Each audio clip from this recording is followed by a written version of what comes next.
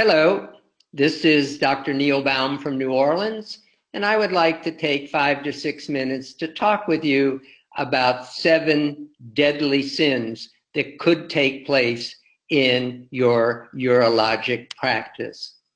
Why did I pick the number 7? You can see here how important the number 7 is to so many issues and concerns, all the way from geography to 7 years of bad luck for breaking a mirror. These are the 7 deadly sins from a biblical standpoint. And since I am not in the clergy and don't feel having the background to talk with you and give you a Sunday school lesson about 7 deadly sins, let me talk to you from the perspective of a urologic practice. Sin number 1, not being accessible. Patients don't want to wait weeks or months to get an appointment. Excessive waiting to get an appointment or waiting in the reception area and the exam room is a deadly sin that can be fixed, and there are solutions to that problem. Consider using shared medical appointments, and these could be used for chronic medical conditions that are so common in a urologic practice. Telemedicine is another way to increase access to our practice. And since the COVID-19 issue has made it possible for doctors and urologists to communicate with patients using telemedicine, I estimate that 50 to 60% of patients seen in a clinical urology practice can be safely managed using telemedicine.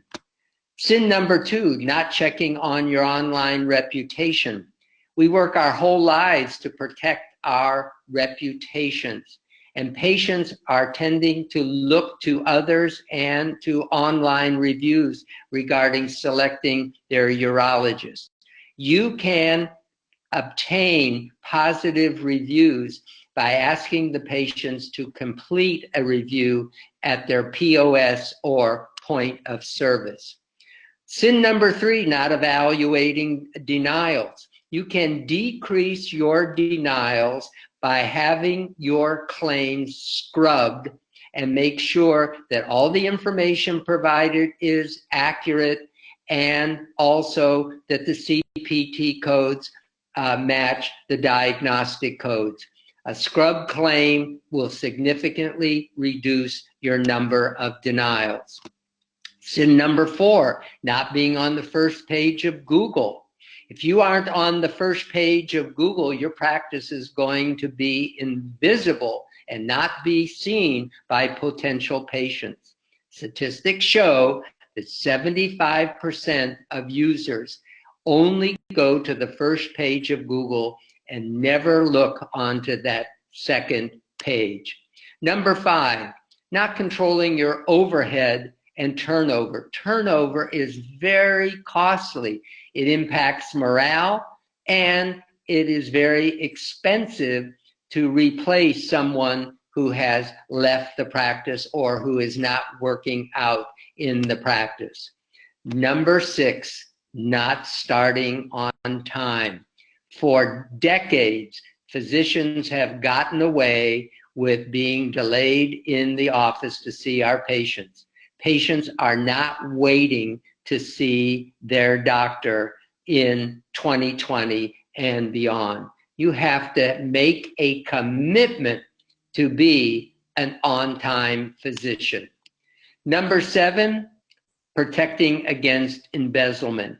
1 in 6 physicians are going to be victims of embezzlement. I'll bet every one of you who are viewing this video know someone or some ones who've had their practice embezzled and lost thousands and thousands of dollars of income. You can protect your practice against embezzlement by having a good prevention strategy. That means not one person should have control over entire financial transactions within the practice.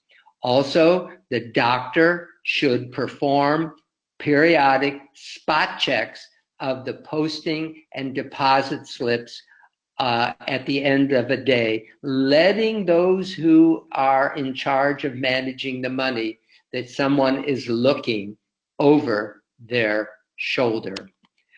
Bottom line, these are events or sins that every practice should make every effort to avoid. This list may not be inclusive, as there may be other sins to avoid. In the next video, I'm going to talk about the 7 virtues that I hope that you will have within your practice. If you have any comments, suggestions, or recommendations, kindly let me hear from you at the email provided on the last slide. Thank you.